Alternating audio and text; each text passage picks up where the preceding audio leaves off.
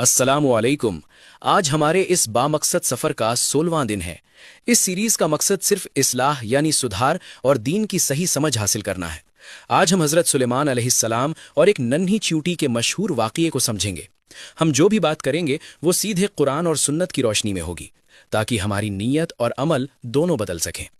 अल्लाह ताला ने हज़रत दाऊद अलैहिस्सलाम के बेटे हज़रत सुलेमान अलैहिस्सलाम को ऐसी अजीम सल्तनत अता फरमाई की जो ना उनसे पहले किसी को मिली, ना उनके बाद किसी को मिलेगी।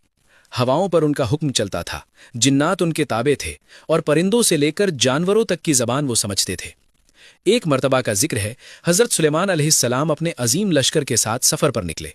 इस लश्कर में इंसान, जिन्नात और परिंदे सब शामिल थे। शान और शौकत का आलम यह था कि ज़मीन से लेकर आसमान तक उनकी हुकूमत का दबदबा महसूस होता था। चलते चलते ये अजीम लश्कर एक वादी के करीब पहुंचा। ये वादी अन्नम्ल यानी चींटियों की वादी थी। जैसे ही लश्कर करीब आया, एक चींटी ने जब इतनी बड़ी तादाद में फौज को आते देखा तो उसने अपनी कौम से पुकार कर कहा। सूरे अन्नम्ल की आयत 18 में अल्लाह रब्बुल इज़्ज़त इस वाक़ये का जिक्र फरमाते हैं। उस चींटी ने कहा, ए चींटियों, अपने बिलों में दाखिल हो जाओ, कहीं ऐसा ना हो कि सुलेमान और उनका लश्कर तुम्हें कुचल दे और उन्हें इस बात का एहसास भी ना हो। जरा गौर कीजिए इस बात पर। चींटी को भी ये यकीन था कि हज़रत सुलेमान अलैहिस्सलाम कोई जालिम बादशाह नहीं है, अगर वो कुचलेंगे तो सिर्फ बेखबरी में। जब चींटी की ये आवाज़ हज़रत सुलेमान अलैहिस्सलाम के कानों तक पहुंची तो वो मुस्कुरा दिए। इतने बड़े लश्कर का सिपह सालार एक नन्ही सी मखलूक की बात सुनकर रुक गया। उन्होंने अपने पूरे लश्कर को रुकने का हुक्म दिया और अपना रास्ता बदल लिया ताकि किसी भी चींटी को नुकसान न पहुंचे।